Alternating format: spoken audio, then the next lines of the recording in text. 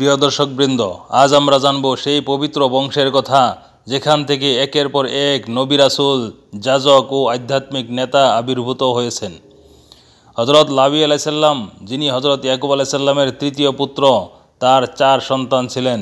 যেমন 3 পুত্র। নাম্বার 1 গেরশন। গেরশন ছিলেন লাবীর জ্যেষ্ঠ পুত্র। তার বংশধরেরা গেরশনী নামে পরিচিত।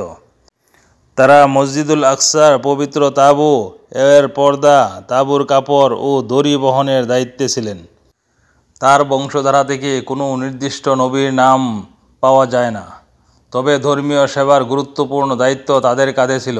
তারা ছিলেন পবিত্র স্থান রক্ষার নিযুক্ত সেবক। নাম্বার 2 কাহত। কাহত ছিলেন লাবীর দ্বিতীয় পুত্র এবং ধর্মীয় নেতৃত্বের মূল ধারার প্রতিষ্ঠাতা। তার পুত্র আমরাম ছিলেন এক প্রখ্যাত ব্যক্তিত্ব। আমরামের স্ত্রীর নাম ছিল ইউখাবেদ, লাবীর কন্যা ও কাহাটের বোন। তাদের গর্ভেই জন্ম নিয়েছিলেন 3 মহান সন্তান: হজরত মুসা আলাইসাল্লাম, হজরত হারুন আলাইসাল্লাম, হজরত মরিয়ম আলাইসাল্লাম। হজরত মুসা আলাইসাল্লাম ছিলেন আসমানি কিতাব তাওরাত প্রাপ্ত রাসূল, বনি ইসরাইলের মুক্তিদাতা, 9টি মুআজিজার অধিকারী। হজরত হারুন আলাইসাল্লাম প্রথম প্রধান যাজক ছিলেন, মুসা আলাইসাল্লামের সহকারী ও সাথী ছিলেন।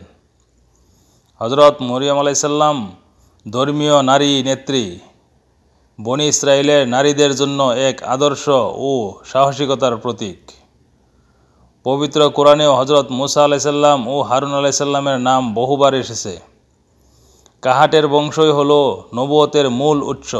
কেবল মুসা আলাইসাল্লাম বা হারুন আলাইসাল্লাম নয়, পরে তাদের বংশেও বহু যাজক ও ধর্মগুরু জন্ম নিয়েছিলেন। আমি পরবর্তীতে তাদের সম্পর্কে বিস্তারিত আলোচনা করব। নাম্বার 3 মেরারি। মেরারি ছিলেন লাবীর কনিষ্ঠ পুত্র।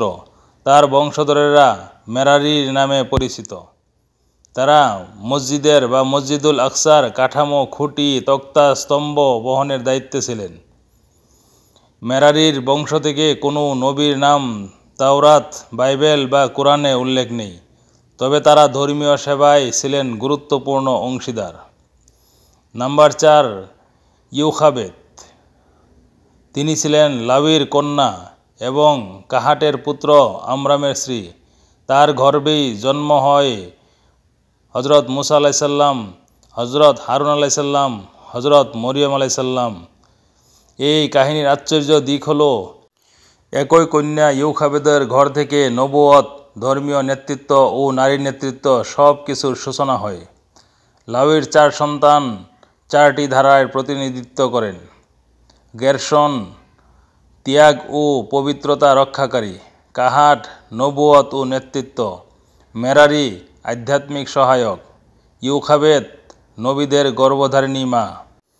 আমার আজকের প্রশ্নটি হলো, লাবীর কোন সন্তান বা তার বংশধারা থেকে হজরত মুসা আলাইসাল্লাম জন্মগ্রহণ করেছিলেন?